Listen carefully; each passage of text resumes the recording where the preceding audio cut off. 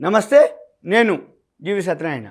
ఈరోజు మీకు నిఫ్టీ బీస్, గోల్డ్ బీస్ ఏమేమి ఉన్నాయి, బీస్ అంటే ఏంటిది చూద్దాం. మీరు ఎన్ఎస్సి వెబ్సైట్కి వెళ్ళాలి. ఎన్ఎస్సి వెబ్సైట్కి వెళ్ళినాక ఇక్కడ మీరు ఎన్ఎస్సిలో రెండు ఉంటాయి, new version, old version. Old వర్షన్లో క్లియర్గా ఉంటుంది, న్యూ వర్షన్లో కొంచెం కన్ఫ్యూజన్ ఉంటుంది. కాబట్టి మీరు ఓల్డ్ వర్షన్ ఇక్కడ website on the click here NSE 1 India అంటేనో న్యూ వర్షన్ క్లిక్ హియర్ ఉంది, ఇక్కడ ఇది క్లిక్ చేయండి. ఎప్పుడైతే క్లిక్ చేస్తామో ఓల్డ్ వర్షన్లోకి వెళ్తాం. జనరల్గా ఏంటిదంటే ఇలా న్యూ వర్షన్ ఓల్డ్ వర్షన్ రెండు ఒకటే. కాకపోతే ఏంటంటే అలవాటు ఉన్నవాళ్ళు ఓల్డ్ వర్షన్ బాగుంది అనుకుంటే ఓల్డ్ వర్షన్లోనే చూడవచ్చు. నేను ఓల్డ్ వర్షన్లోనే ఎక్కువ శాతం, అంటే న్యూ వర్షన్ కంటే ఓల్డ్ వర్షన్ మంచిగా ఉంది అనిపించింది నాకు. అదే అలవాటు పడి ఉన్నా కాబట్టి నేను మీకు దాన్నే ఎక్కువ చూపిస్తున్నా. అది ఎక్కడ ఉంటుంది ఏముంటుంది అనేది చూడవచ్చు. మీకు దానికి దీనికి ఏముండదు, ఎక్స్చేంజే కాబట్టి, వర్షన్ ఒకటే కాబట్టి వర్షన్ కానీ చూడటం వీలు అనేదే మనకు విజిబుల్గా వర్షన్ చేంజ్. రైట్, ఇప్పుడు ఇక్కడ చూడండి ఇలా వస్తుంది ఎన్ఎస్సి. ఇక్కడ మేము ఈక్విటీ అనేది ఎత్తుందో ఇక్కడ నిఫ్టీ అని ఎంటర్ చేస్తే ఇక్కడ చూపిస్తుంది. ఇక నిఫ్టీ బీస్ అంటే ఏంటిదంటే నిఫ్టీనే ఇక్కడ ఈటీఎఫ్ అని ఒక వర్డ్ ఉంది. ఈటీఎఫ్ అంటే ఎక్స్చేంజ్ ట్రేడెడ్ ఫండ్స్ అంటారు. ఈ ఎక్స్చేంజ్ ట్రేడెడ్ ఫండ్స్ అంటే ఏంటంటే నిఫ్టీ బీస్నే ఎక్స్చేంజ్ ఈటీఎఫ్లు అంటారు. ఈటీఎఫ్ అంటే ఎక్స్చేంజ్ ట్రేడెడ్ ఫండ్.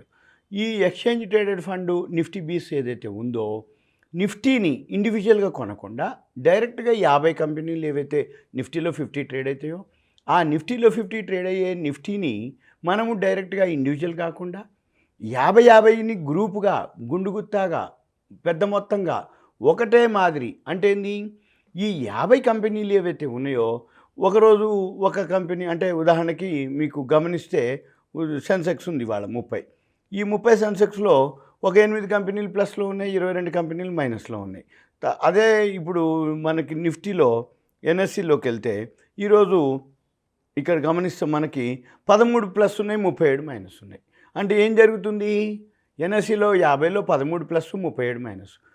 ఇవన్నీ మనం ఫాలో కాకుండా మనం కొనుక్కుందే పెరగాలని లేదు, మనం కొనుక్కుంది పెరుగుతుంది, కొనుక్కున్నది తగ్గొచ్చు.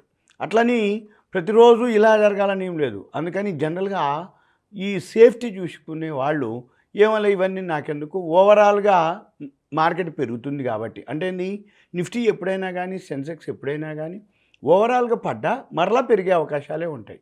ఈ 50 కంపెనీల్లో మేజర్ ఏవైతే పెరుగుతూ ఉన్నాయో సెన్సెక్స్ కానీ నిఫ్టీ కానీ పైకి వెళ్తూ ఉంటుంది.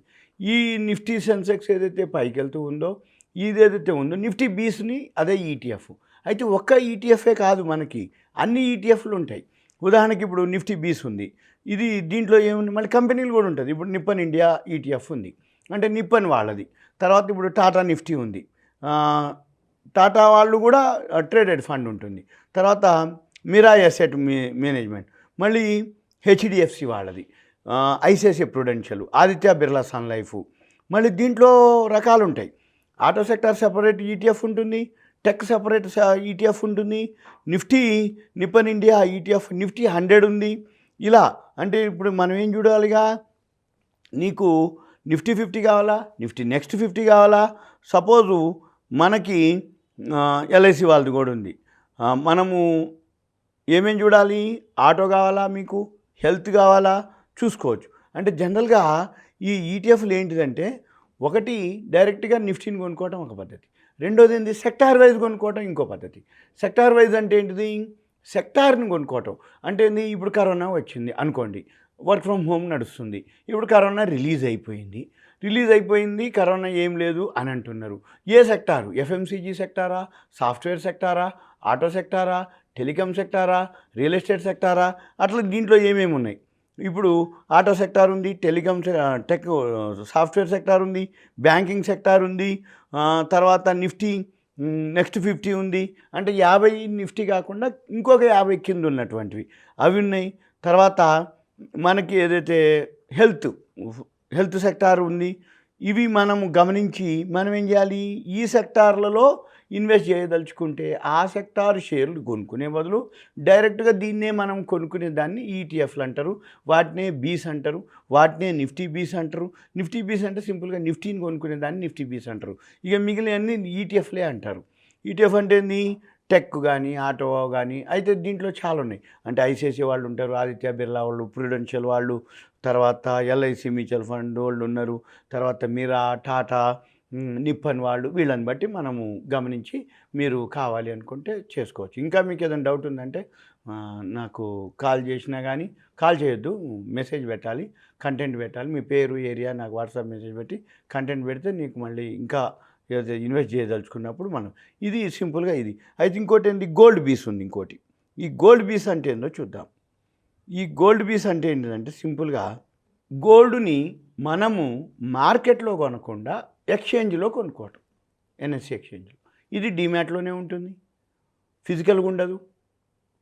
డీమ్యాట్గా ఏదైతే గోల్డ్ ఉందో, గోల్డ్ బీసు మార్కెట్లో ఏదైతే గోల్డ్ ట్రేడ్ అవుతుందో ఆ గోల్డ్ రిలేటెడే ఇది కూడా గోల్డ్ బీస్ ఉంటుంది.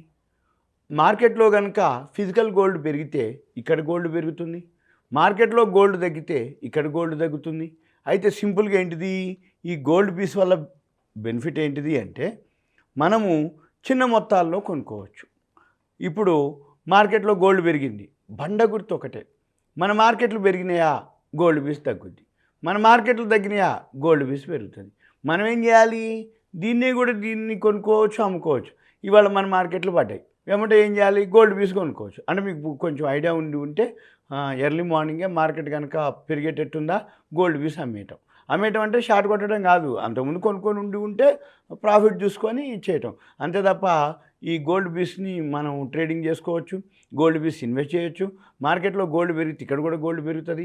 మనకి ఫిజికల్ గోల్డ్ కావాలి అనుకున్నప్పుడు ఇక్కడ గోల్డ్ పెరిగింది కదా, ఇక్కడ మనం అమ్మేసి మళ్ళీ ఏం చేయాలి, ఆ పైసలతోటి మళ్ళీ మార్కెట్లో ఫిజికల్ గోల్డ్ కొనుక్కోవాల్సిన అవసరం ఉంటుంది. అందుకని మనం ఏం చేయాలి, ఈ గోల్డ్ పీసు ఏదైతే ఉందో గోల్డ్ అనమాట, గోల్డ్ని మనం చిన్న మొత్తాల్లో బయట కొనాలంటే, తులం కొనాలంటే 50,000 సుమారు కావాలి. అదే గ్రామ్ కొనాలన్నా 5,000 దాకా అవుతుంది. మనం ఏం చూడాలి, ఇక్కడ చిన్న చిన్న మొత్తాల్లోనే మనం గోల్డ్ పీస్ని కొనుక్కోవచ్చు. సింపుల్గా ఏంటిదంటే ఇది డిమాట్లోనే ఉంటుంది, ఫిజికల్గా ఉండదు. మన కాడ చిన్న మొత్తం ఉంటుంది, దీన్ని కొనుక్కోవచ్చు. మార్కెట్లో పెరిగితే పెరుగుతుంది, మార్కెట్లో తగ్గితే ఇది తగ్గుతుంది. ఇంకా వేరే ఏం లేదు. ఇది అట్లే తప్ప ఓ పెరిగిపోవటము ఓ పడిపోవటము ఉండదు. ఎందుకంటే అప్ అండ్ డౌన్లు ఉంటుంది. గోల్డ్ అనేది ఏదైతే ఉందో హైకి పోవటం కానీ లోకి పోవటం కానీ వోల్టాలిటీ మామూలుగా ఉంటుంది. అంతే తప్ప పెద్ద మొత్తంలో స్పెక్యులేషన్ కానీ అట్లా జరగదు. కాబట్టి గోల్డ్ బీస్ ఏదైతే ఉందో safety. Nifty BeES, gold bees. Nifty బీస్ అంటే ఈటీఎఫ్లు అంటారు, ఎక్స్చేంజ్ ట్రేడెడ్ ఫండ్స్ అంటారు. గోల్డ్ బీస్ వచ్చి గోల్డ్ని మనము చేసేదాన్ని. ఇది సింపుల్గా మీకు ఒక అవేర్నెస్ కోసం, education purpose, knowledge purpose. Nifty BeES, gold BeES NSE ఎక్స్చేంజ్లో ఉంటుంది. ఎన్ఎస్సి వెబ్సైట్లోకి వెళ్ళాలి మీరు. ఎన్ఎస్సి వెబ్సైట్లోకి వెళ్ళి మీరు ఇలా చేసినట్టయితే ఏమన్నా మీకు అంటే ఇన్ఫర్మేషన్ ఓల్డ్ వర్షన్లో నేను చూపిస్తున్నా, మీరు కూడా ఇలానే చూసుకోవచ్చు. ఇది సింపుల్గా గోల్డ్ బీసు, నిఫ్టీ బీస్ గురించి విశ్లేషణ. సుమన్ టీవీ ప్రేక్షకులకు ధన్యవాదాలు. Thank you. సెలవు.